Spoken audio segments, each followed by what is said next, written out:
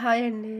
ఈరోజు సద్దలతో బూరెలు ఎలా చేస్తారో చూద్దాం. మంచి టేస్టీగా ఉంటుంది. ముందుగా మనం సద్దలను తీసుకోండి.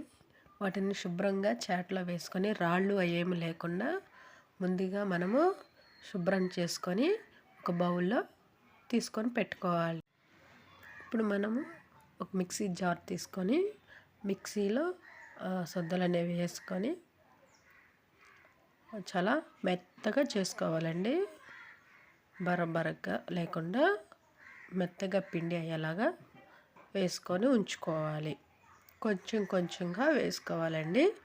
మొత్తం ఒకేసారి వేసుకుంటే జార్ అనేది బాగా తిరగదు కాబట్టి కొంచెం కొంచెం వేసుకుంటేనే మనకి అది అనేది పర్ఫెక్ట్గా వస్తుంది. ఆ పిండి వేసుకున్న తర్వాత దానిలో కొంచెం కొబ్బరి, బెల్లము, యాలకులు కూడా వేసుకోవాలి. ఆ పిండిలోనే వేసుకుంటే మొత్తం ఇలా కలిసిపోతుందండి.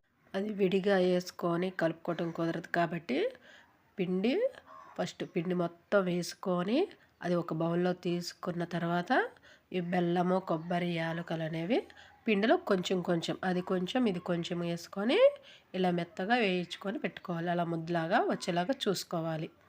కొంచెం కొంచెం వాటర్ వేసుకొని మనకి బూరె వచ్చే విధంగా ఉందా లేదా అని చూసుకొని మనం కలుపుకొని ఉంచుకోవాలి.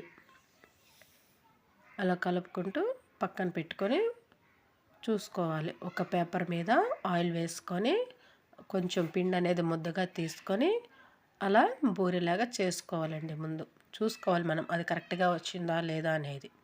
ఇప్పుడు స్టవ్ ఆన్ చేసుకొని బాండీ పెట్టుకొని డీప్ ఫ్రైకి సరిపడినంత ఆయిల్ని వేసుకోవాలి. ఆయిల్ వీటెక్కిన తర్వాత బూరెలు అనేవి వేసుకుంటూ ఉండాలి. జాగ్రత్తగా ఆయిల్లో వేసుకుంటూ ఉండాలి. చూడండి బాగా ఉబ్బిని కూడా. కొత్తగా తెలియని వారికి కూడా ఈ వీడియో చూసి చేసుకోండి. బాగా చాలా పర్ఫెక్ట్గా వచ్చినాయండి బూరెలు అనేవి. చూడండి ఎలా ఉబ్బినాయో. టేస్ట్ కూడా బాగుంది. అంటే బెల్లం కూడా కరెక్ట్గా సరిపోయిందండి. అటు ఎక్కువ కాకుండా ఇటు తక్కువ కాకుండా బూరెలకి అనేది కరెక్ట్గా సరిపోయింది. చూడండి బాగా రెండు వైపులా ఒకవైపు దోరగా కాలిన తర్వాత మరొక వైపు తిప్పుకుంటూ ఉండాలి. అలా రెండు వైపులా బాగా ఎర్రగా అనేది కాలాలి. కాలితేనే మనకి లోపల అనేది కూడా బాగా ఉడికిపోతుంది పిండి. అది ఉడికినప్పుడు బూరె అనేది కూడా మనం తినేటప్పుడు బాగుంటుంది. లేదంటే లోపల పచ్చిగా ఉండిపోతుందండి. మీరు జాగ్రత్తగా ఆయిల్ అనేది చూసుకొని కాల్చుకుంటూ ఉండాలి.